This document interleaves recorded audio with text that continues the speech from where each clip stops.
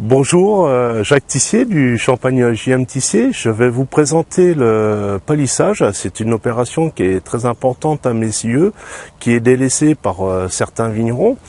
Et cette opération va être très importante pour la qualité finale du champagne JM Tissier. Le palissage va consister en deux opérations, à séparer chaque brin, à bien redresser, et ensuite enlever les entrecœurs qui ont poussé.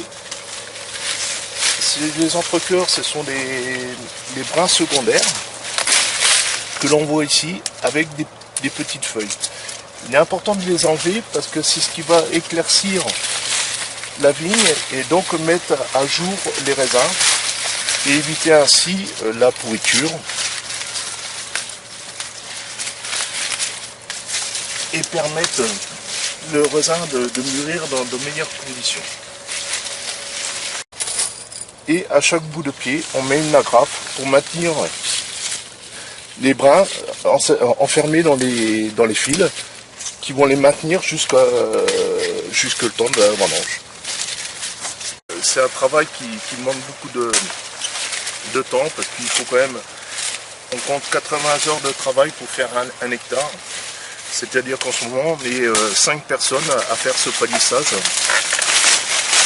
pour 6 hectares. Et c'est un travail qu'on a commencé au 15 juin et qui va terminer fin juillet. Ça met à l'air les raisins qui va faciliter le travail des vendangeurs.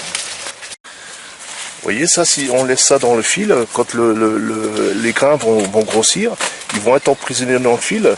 Le cueilleur, puisque la vendange en Champagne se fait à la main, manuelle, quand on va couper le grain, le vendangeur va tirer sur la grappe et tous les grains vont tomber, vont être éraflés et vont tomber par terre. Il y a aussi la grappe qui est collée contre le brin qui va aussi pouvoir créer une pourriture si l'humidité reste collée entre le brin et le raisin.